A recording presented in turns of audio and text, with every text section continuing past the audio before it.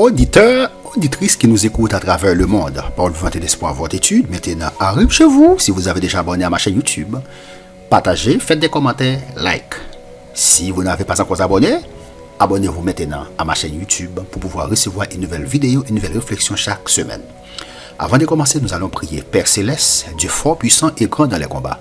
Nous te disons merci Seigneur pour ta grâce, ton amour infini que tu as manifesté envers nous. Tu as envoyé Jésus, ton Fils, mourir à notre place pour nous donner la vie éternelle.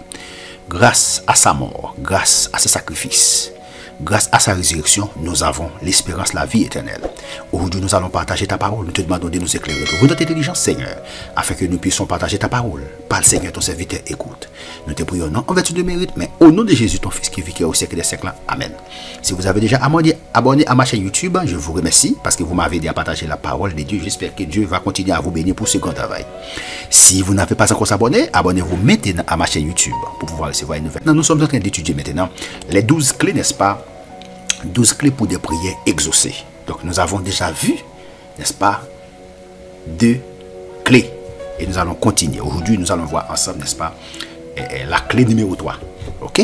La clé numéro 3, se repentir sincèrement du péché. Ça, c'est la clé numéro 3. Se repentir sincèrement du péché. Ça, c'est la clé numéro 3. Se repentir sincèrement du péché. Quoique Dieu exauce parfois les prières de ceux qui l'implorent sincèrement, sans vraiment le connaître, il n'est pas tenu, selon sa parole, de le faire. C'est pourquoi, frappés par les horreurs de la guerre, les gens demandent, où est Dieu? Où est Dieu? Où est Dieu? Où est Dieu? Où était-il? Par exemple, pendant la bataille de Leningrad, lorsque des centaines de milliers de gens périrent.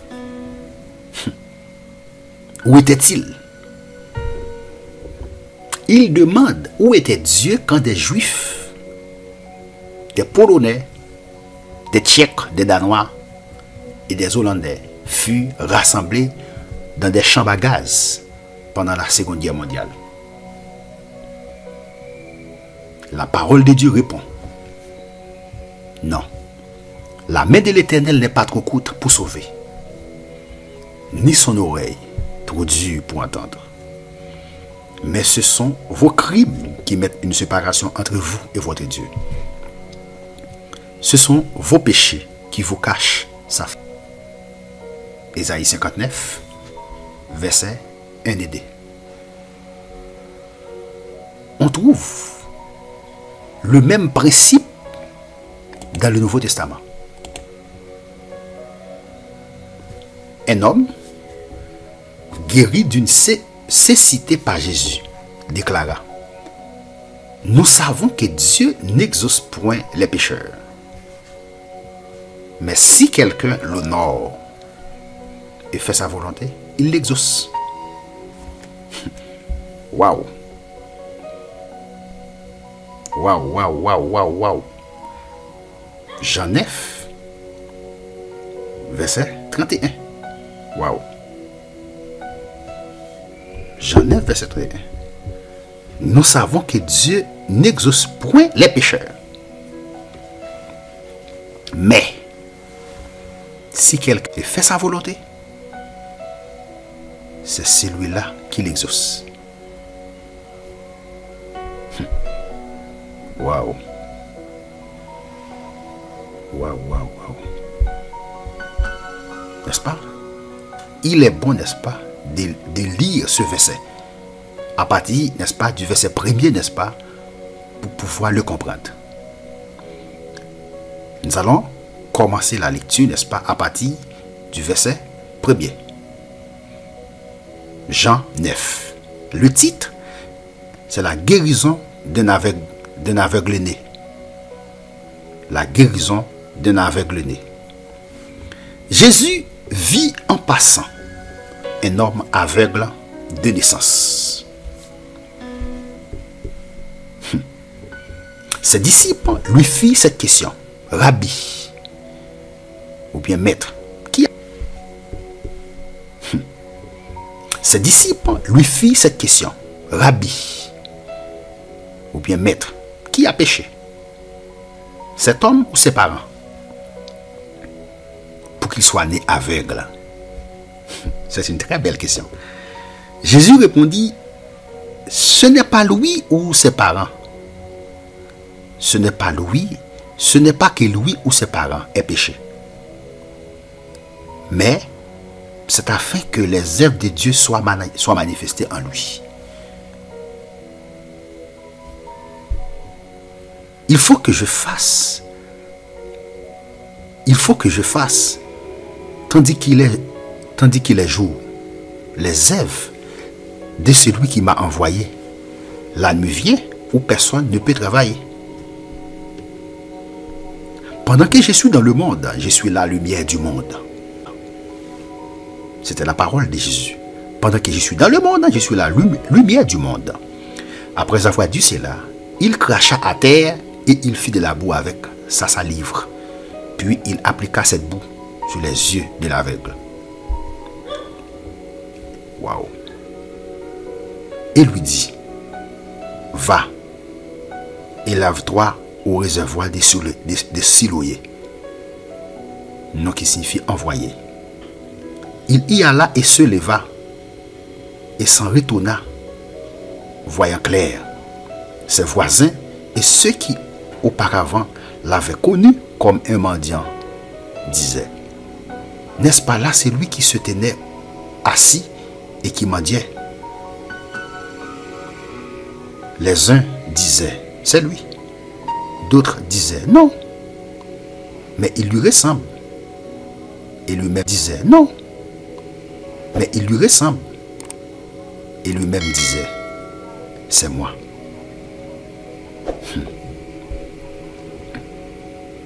Il lui dit donc, comment tes yeux ont-ils été ouverts? Il répondit, l'homme qu'on appelle Jésus a fait de la boue, a ouvert mes yeux, et il m'a dit, va au réservoir de Siloé et lave-toi. J'y suis allé, je me suis lavé, et j'ai recouvré la vue. Il lui dit, où est cet homme? Il répondit, je ne sais. Il menait vers les pharisiens celui qui avait été aveugle. Or, c'était un jour de sabbat et que Jésus avait fait de la boue et lui avait ouvert les yeux. De nouveau, les pharisiens aussi lui demandaient comment, sur quoi quelques-uns des pharisiens dirent, cet homme ne vient pas de Dieu, car il n'observe pas le sabbat. D'autres dirent, comment un homme pécheur peut-il faire de tels miracles? Et il y eut division parmi eux. Il lui dit encore à l'aveugle, toi, que dis-tu? Que dis-tu de lui? Sur ce qu'il t'a ouvert les yeux. Il répondit, c'est un prophète. Les Juifs n'y crurent point qu'il était aveugle et qu'il eût recouvré la vue jusqu'à ce qu'ils eussent fait venir ses parents. Et ils les interrogèrent, disant, est-ce là votre fils que vous dites être né aveugle? Comment donc voit-il maintenant? Ses parents répondirent, nous savons que c'est notre fils. Ses parents répondirent, nous savons que c'est notre fils et qu'il est né aveugle. Mais comment il voit maintenant? Ou qui lui a ouvert les yeux? C'est ce que nous avons. Interroge-le lui-même. Il a de l'âge. Il parlera de ce qui le concerne. Ses parents dirent cela parce qu'ils craignaient les Juifs, car les Juifs étaient déjà convaincus que si quelqu'un connaissait Jésus pour le Christ, il serait exclu de la synagogue. C'est pourquoi ses parents dirent, il a de l'âge. Interrogez-le lui-même. Le pharisien appelait une seconde fois l'homme qui avait été aveugle et il lui dit, donne gloire à Dieu. Nous savons que cet homme est un pécheur. Et il répondit, s'il est un pécheur, je ne le sais. Je sais une chose, c'est que j'étais aveugle et que maintenant je vois. C'est que j'étais aveugle. L'important pour moi, c'est que j'étais aveugle et maintenant je vois. Il lui dit, que t'a-t-il fait? Comment t'a-t-il ouvert les yeux? Il leur répondit, je vous l'ai déjà dit et vous n'avez pas écouté. Pourquoi voulez-vous l'entendre encore? Voulez-vous aussi devenir ses disciples? Waouh! Il est évangéliste maintenant. Voulez-vous aussi devenir ses disciples? Il les jurait et dit, c'est toi qui es son disciple. Nous sommes disciples de Moïse. Ah, vous savez, n'est-ce pas, que les Juifs n'ont pas cru en Jésus. Nous savons que Dieu a parlé à Moïse. Mais celui-ci, nous ne savons d'où il est. Répondit. Il est étonnant que vous ne sachiez d'où il est. Et cependant, il m'a ouvert les yeux. Verset 31. Nous savons que Dieu n'exauce point les pécheurs. C'était la parole, n'est-ce pas, de cet homme qui est né aveugle. Nous savons que Dieu n'exauce point les pécheurs. Mais si quelqu'un l'honore et fait sa volonté, waouh, et fait sa volonté, c'est celui-là qui l'exauce. C'était la parole, n'est-ce pas, de l'aveugle né. Nous savons que Dieu n'exauce point les pécheurs. Mais si quelqu'un l'honore et fait sa volonté, c'est celui-là qu'il exauce. Notre travail ne consiste pas à surcanaliser ou à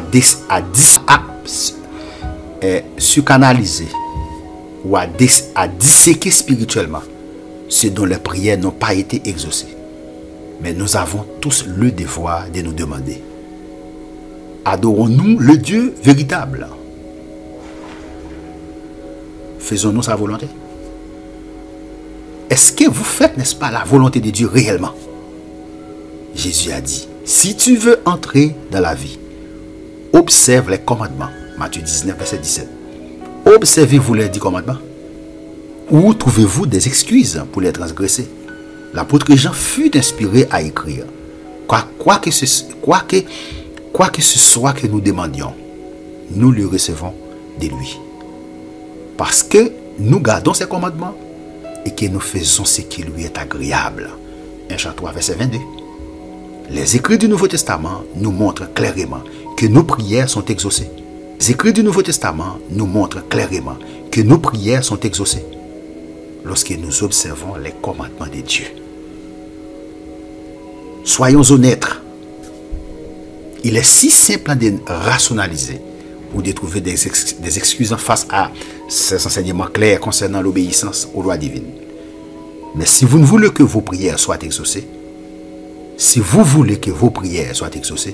vous avez besoin de vous repentir de vos transgressions des 10 commandements, définis comme péché.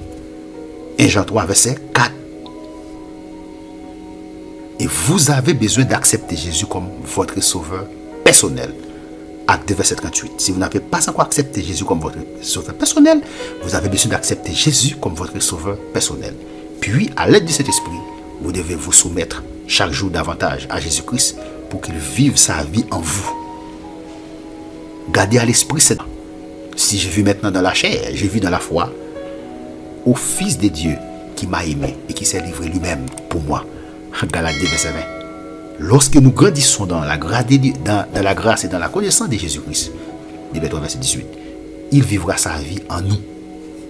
De plus en plus, pleinement au cours de notre vie chrétienne. Assurément, nous ne serons pas aussitôt parfaits. Aucun être humain n'a jamais été parfait, excepté Jésus lui-même.